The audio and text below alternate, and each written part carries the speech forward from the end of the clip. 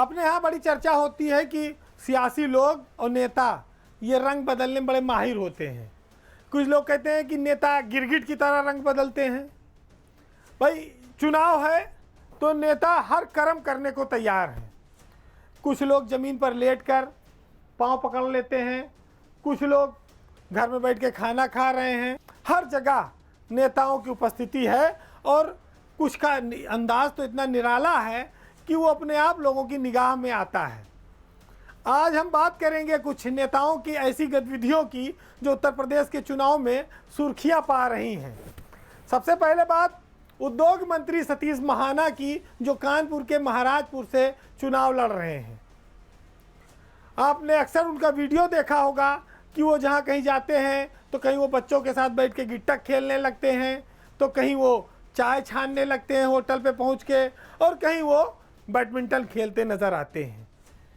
तो ये नेताओं को 5 साल बाद ही ऐसी फुर्सत मिलती है या चुनाव में ही कुछ उनके मन का जो बच्चा होता है वो जाग जाता है, कुछ या उम्र का प्रभाव है कि बच्चे और बूढ़े एक समान होते हैं, उनके व्यवहार इसी तरह का हो जाता है। बस चाहे जो हो वोट मिलना चाहिए, ये कोशिश रहती है। तो मंत्री जी बैडमिंटन खेलें, मंत्री जी गुट्टक खेलें, चाय छाने, चाय पिलाएं, और उनकी पार्टी में चाय का बड़ा महत्व भी है। दूसरी चर्चा लखनऊ के बड़े लोकप्रिय मंत्री हैं, कानून मंत्री ब्रजेश पाठक की है। वो भी चुनाव लड़ रहे हैं। पाठक जी भी, लोग रोटी बेलते हैं, पाठक जी पूड़ी तलते हैं। पाठक जी सिलाई कढ़ाई भी कर लेते हैं। आपको जानकर ये आश्चर्य होगा। मैं आपको इस बात को आखिरी में बताऊंगा कि वो जो कपड़ा सिल रहे थे वो लेडीज़ का था कि जेंट्स का। इसी तरह जब आगे बढ़िए तो एक मंत्री हैं शाहजहांपुर के सुरेश खन्ना, वो भी चुनाव लड़ रहे हैं। तो भाई चुनाव प्रचार में टहलते, लोगों से मिलते थक गए तो थोड़ा बहुत गाने का भी वो शौक़ रखते हैं। गाना गाकर उन्होंने लोगों का दिल बहलाया और अपना भी दिल हल्का किया। आपको याद होगा कि कानपुर में एक पुलिस कमिश्नर थे असीम अरुण, IPS अफसर थे। 9 साल उनकी नौकरी बची थी, लेकिन उन्होंने नौकरी छोड़कर विधायक बनने की ठानी, जनता की सेवा करने का मन बनाया। लेकिन नौकरी में रहते भी वो चर्चा में थे, समाज सेवा करते थे और वो उदाहरण पेश करते थे कि वो उच्च पद पर रहकर भी ज़मीन के लोगों की दुख और तकलीफ समझ सकते हैं। तो उन्होंने जब क्रिकेट मैच हुआ कानपुर के ग्रीन पार्क में, तो वहाँ पर कूड़ा बीनकर लोगों को साफ सफाई का एक संदेश दिया। पहले हमारे यहाँ जो काम फिल्मी सितारे और कलाकार करते थे, उनको अब हमारे यहाँ के नेताओं और मंत्रियों ने पीछे छोड़ दिया।